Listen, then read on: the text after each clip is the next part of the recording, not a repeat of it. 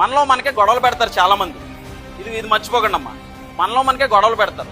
ఎందుకంటే కొన్ని రిలీజియస్ పేరు మీద, కొన్ని మతాల పేరు మీద, కొంతమంది దేవుళ్ళ పేరు మీద కూడా మనుషుల్లో ఒక వ్యతిరేకత వస్తుంది. ఇప్పుడు అందరూ స్కూల్ మెంబర్సేనా?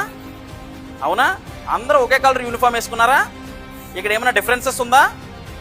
ఎవరికైనా తక్కువ ఎక్కువ జరుగుతుందా? అందరూ ఒకే ఫుడ్ తింటున్నారు కదా, అందరూ ఒకే టైంలో క్లాస్లో కూర్చుంటున్నారు కదా, అందరూ బెంచెస్ మీద కూర్చుంటున్నారు కదా. మరి స్కూలే మనకి ఎటువంటి డిఫరెన్సెస్ చూపించలేదు. కానీ మీరెందుకు వాడితోనే ఉంటాను, నేను వీడితోనే ఉంటాను, నేను ఆమెతోనే మాట్లాడతాను అని ఎవరైనా డిఫరెన్సెస్ ఫాలో అవుతున్నారా? ఫాలో అయ్యేవాళ్ళు ఉంటే ఈరోజు అది తీసి పక్కన పెట్టండి. ఎందుకంటే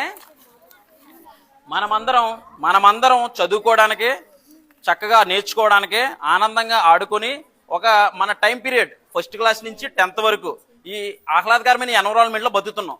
మరి మనం ఈ చదువుకుని 10 years అయినా 8 years అయినా ఎందుకు అంత మనలో మనకే గొడవలు?